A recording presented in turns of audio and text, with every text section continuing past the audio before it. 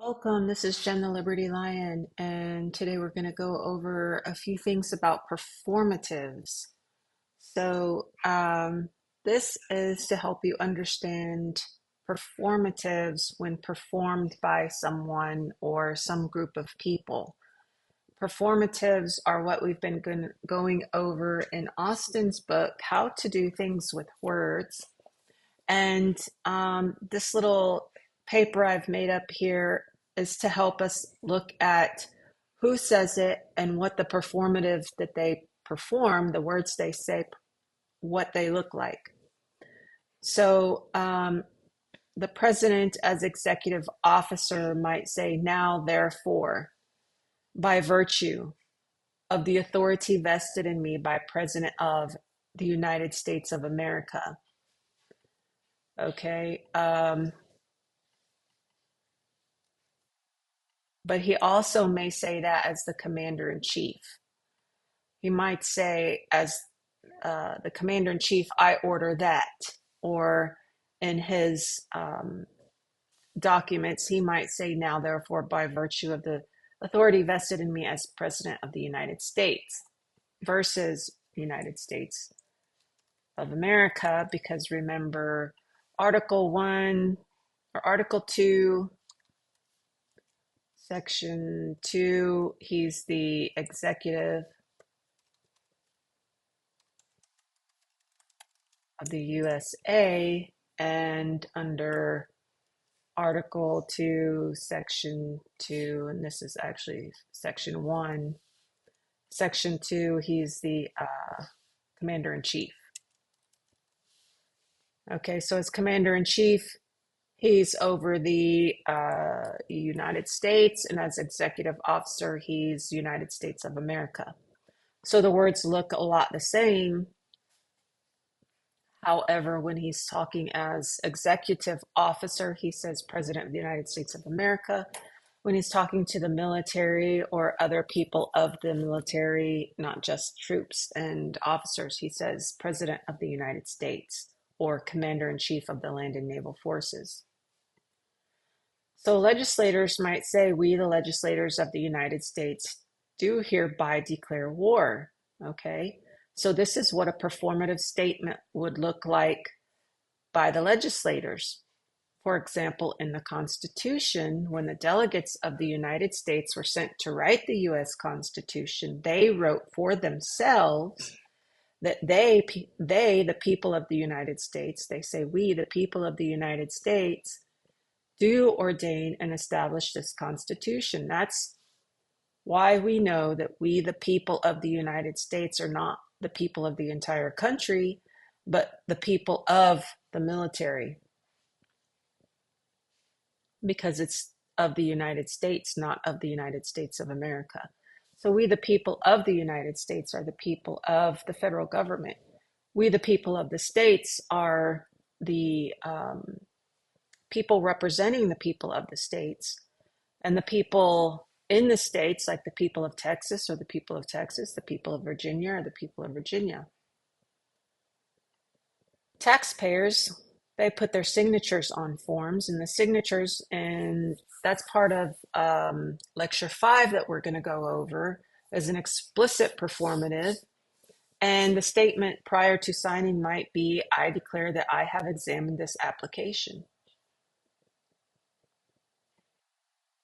A driver on a ticket, the ticket may say, I hereby promise to, and at the bottom you sign it.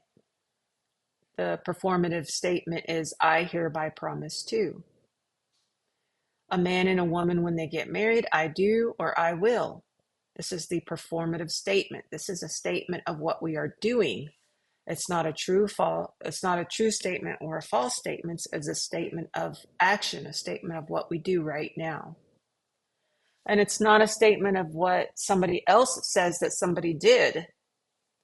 So I'm not going to just make a performative statement on what you did or what you did yesterday or what happened to you. A performative statement is made by the actors involved. The man says I do, and the woman says I do or I will. Just like someone who bets says I bet. Someone who promises says I promise. Oath takers say, I, so and so, do solemnly swear. The USA might say, we, the Senate and House of Representatives of the United States of America, do hereby. Or they might say, the delegates of the United States of America in Congress assembled, as written in the Articles of Confederation. They might say, be it enacted by the Senate and House of Representatives of the United States of America in Congress assembled, as they do their enacting clause for their acts, their public laws. The federal government, which is part of the military or the military, might say, we, the Senate and House of Representatives of the United States, do hereby, and that's part of their enacting clause. Or they might say, the United States in Congress assembled, which is the enacting clause in the Articles of Confederation.